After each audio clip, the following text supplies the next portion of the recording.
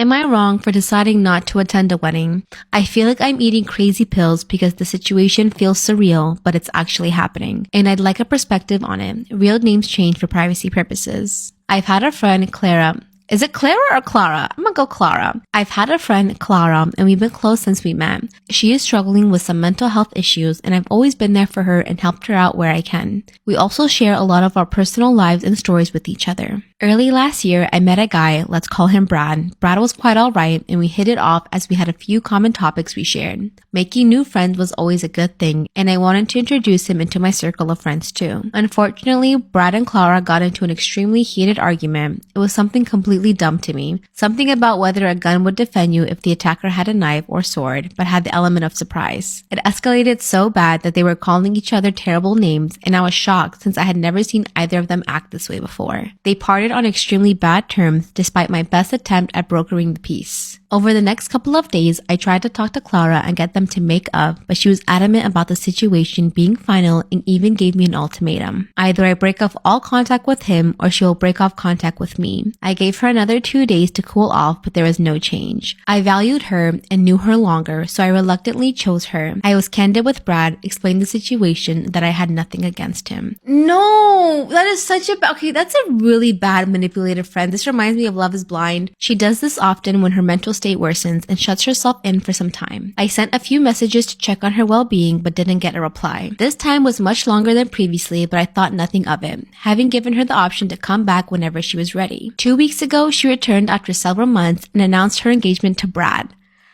What? Ew! Ew! That is so shady. Ew! Ew! I'm sorry, that sucks. 2 weeks ago, she returned after several months and announced her engagement to Brad, then invited me to her wedding. After getting over my shock, I asked why they were together. She said he was there for her when he went through a tough time and he was her world. Ugh, shady friend, I hate this so much. I turned down her invitation and said I would not like to attend. She got upset and said that I should put my differences with him aside. I said I had no differences with him, it was her I had an issue with. She told me to cut him out, then went and got engaged to him. I feel like I was made to be the fool. Since then, her friends have been hounding me, saying I should get over myself and stop being jealous, and that I was never in a relationship with Brad in the first place. I feel like this isn't about Brad at all, but everyone seems to disagree. So, am I the asshole for turning it down?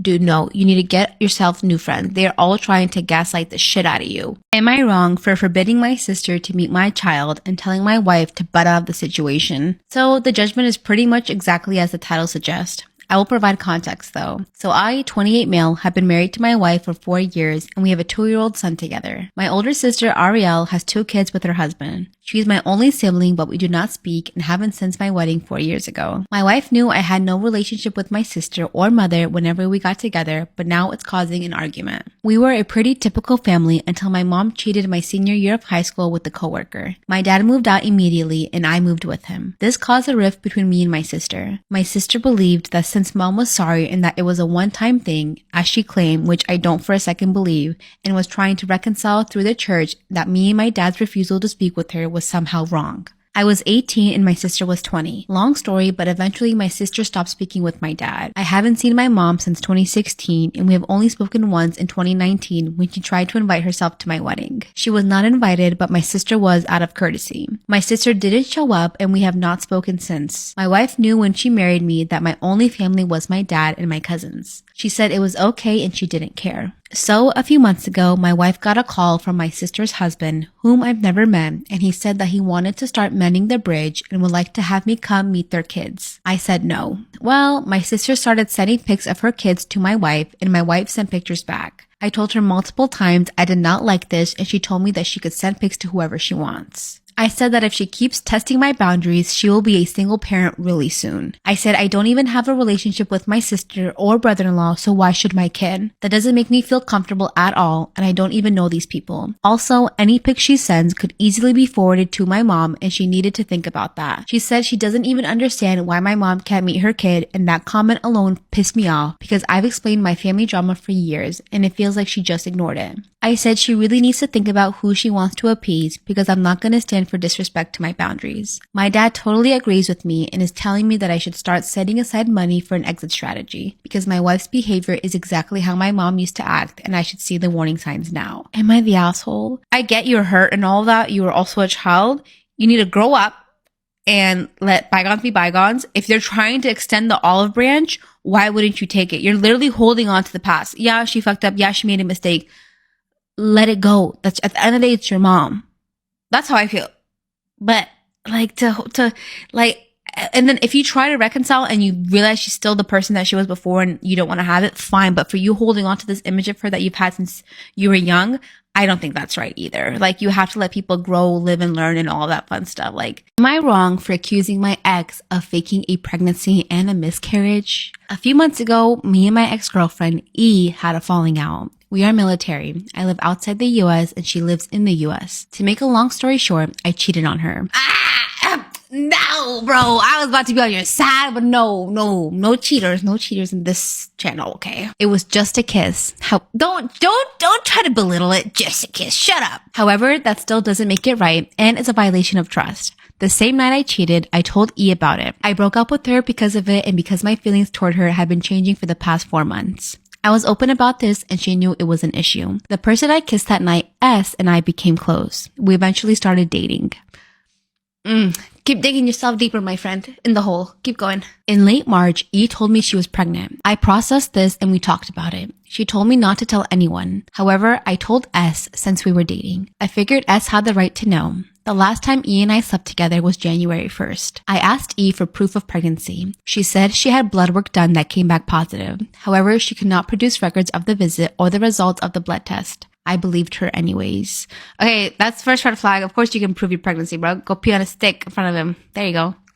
E and I talked extensively about our relationship with the child. I told her I would be in the child's life, but we were nothing more than co-parents. S was on board for being a stepmom should things progress with us. We talked about buying things for the baby and how we would both see our child. We even decided on names. E asked if I was seeing anyone and I told her I was. You can imagine how that went. Oh no, was this like a pregnancy to like a fake pregnancy to try to get you back even after you cheated and expressed to her that you don't like her and you're with the girl that you cheated on her with? E said she was having abdominal pain and spotting. E told me she got a blood test and an ultrasound after going to the ER but couldn't give me the results or even a picture of the wristband or ultrasound from the hospital or discharge paperwork. Okay, this homegirl's obviously lying. Though the military has TRICARE, she claims she paid for her hospital visits out of pocket. I became suspicious and pushed for E to schedule an ultrasound and see a doctor and meet with her leadership to discuss how we should go forward. She said she scheduled it. However, the day before her appointment with her leadership and the doctor, she told me she was in the hospital and was having pain. I became worried. I called and texted for almost a whole day trying to see if the baby was okay. She did not answer my calls or messages. Finally, she answered, saying she had a miscarriage. I talked to her and tried to see if she was okay. I tried to help. After talking a bit, I asked to see her discharge paperwork. She said the hospital didn't give her any and didn't show me anything proving she visited the hospital. I told her I needed time to process. After a couple of days, I asked why she couldn't show me any proof of our child ever existing. She said she couldn't believe that was all I cared about, which it wasn't. I even bought her pregnancy pillow and did extensive research on baby food and health, and that she didn't want to talk to me at all because of it. She then cut contact abruptly. I told her I didn't believe she was ever pregnant or had a miscarriage. I accused her of lying and manipulating me and my emotions. Am I the asshole here?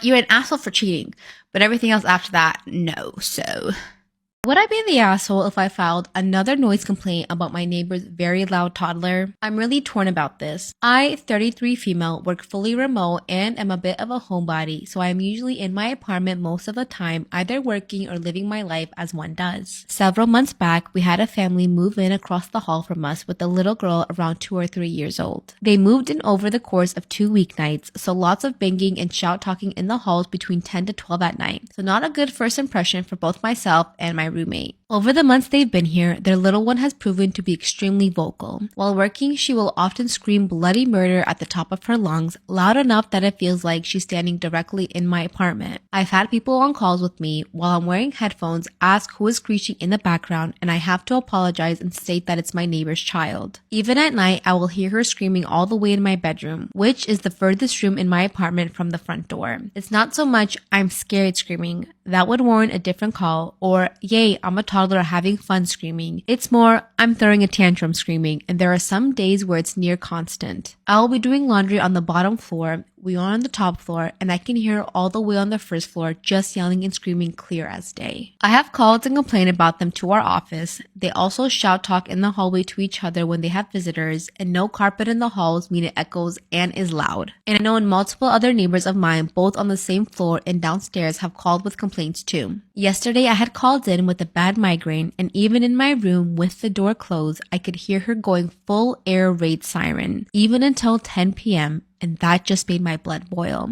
It doesn't even sound like her parents try to get her to calm down. I've spoken to my friends with kids about this, and they told me to just keep it moving because parenting is hard. I'm an aunt to 2 spectacular kids, so I get it, but I don't think I should have to deal with an out-of-control toddler who screams all day and night. My neighbors already have 2 violations for excessive noise, and I believe 1 more could get them evicted. While the noise is definitely an issue, they have been warned about multiple times by management. I should add that they don't speak English, or I would have talked to them myself, and interferes with both my work and downtime. I can't help but feel immensely guilty knowing I may get a little girl and her family evicted. But even as I write this post, she is banshee shrieking and has been on and off for close to half an hour. My husband, 33 male, told me he's no longer attracted to me, 27 female. I'm currently pregnant with twins. I don't know what to do, if there's anything I can do. This is basically my last resort before considering divorce. We have been together 7 years and married for 3. This is my very first, planned, very on purpose pregnancy. I've never been with anyone besides my husband. He was my first kiss and everything else. He, on the other hand, not so much. I have a pretty high sex drive and so does he. So going 2 to 5 times a day, if we have time, is pretty normal for us. After I hit around the 12-week mark of my pregnancy, he stopped initiating sex or responding to my sexual advances. It hurt, but he said he was stressed due to things at work, so I stopped making any sexual comments for a few weeks because I didn't want to add any extra pressure to his life. A few weeks passed and I mentioned that this is the longest we've gone without sex, just trying to see where his mind is at, and he said, "Why does it matter? Are you cheating on me?" Which took me for a loop. I don't take cheating accusations lightly and feel like if you say that, you should be ready to stand on it. It's insulting to my character, demeaning, and honestly downright disgusting. I told him those and how it made me feel, and he just got quiet. I told him I would never cheat. I'm not pathetic enough to do that. If I wasn't happy with him, I would just leave him. I have every ability to do so. He got emotional and said he was stressed out about money and some petty debt around $5,000. So after we finished talking, I was thinking of a way to help him be less stressed, so I sent him $7,500 from my savings. I've been working full-time for over 10 and something years at this point and started investing a few years ago, so my savings account is comfortable. I told him I sent it to him and he asked why, and I said,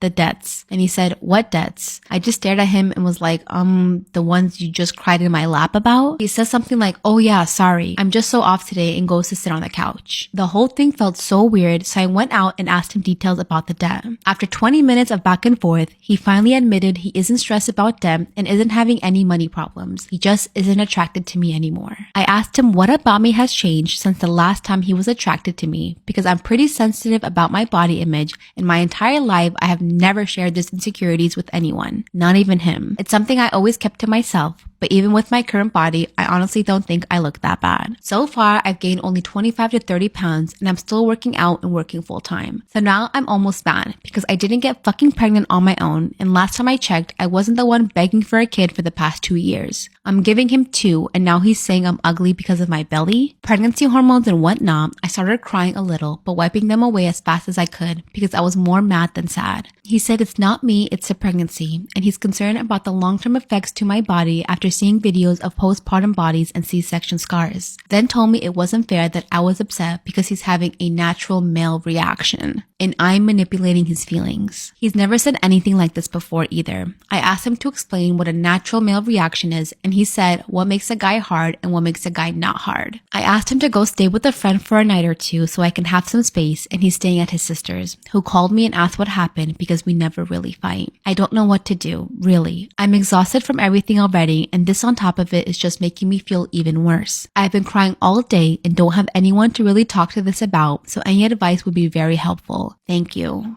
Okay, she does have an update. He has already sent the money back and it's showing pending in my account already. I have looked through his laptop that is synced with his phone, our home office, and our financial statements.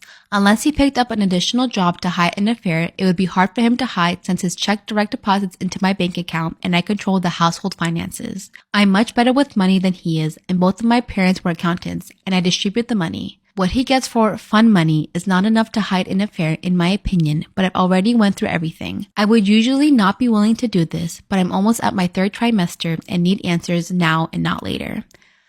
He has sent flowers and pregnancy craving foods and notes saying that he loves me and he's sorry, but that's all they say. Not sorry for lying to you for weeks, if not months. Just, I love you always. I'm sorry. Please call me. My sister kept texting me and then she had the nerve to ask if I cheated on him too, so I told her what happened and what he said. She told me she chewed him out and told his parents too. His mom called this morning and said that no matter what, she and her daughter, my sister-in-law, are here for me, and so that helps, I guess. They know my parents both have passed away and I'm not very close to the rest of my family. I haven't bit the bullet and told any of my friends yet because once I tell them, it becomes a little too real and too embarrassing. Am I wrong for selling out on my grandma's secret recipe? My grandma was a wonderful baker and had a secret cake recipe that she had created herself. It used some very uncommon spice combinations in the cake and frosting that produced a very unique but delicious cake. She would always make it for our big family gatherings, and it was always the most popular dessert. When she got sick a couple of years ago, she decided to share the recipe so that it wouldn't die with her, and offered to give it to any of her kids or grandkids who wanted it.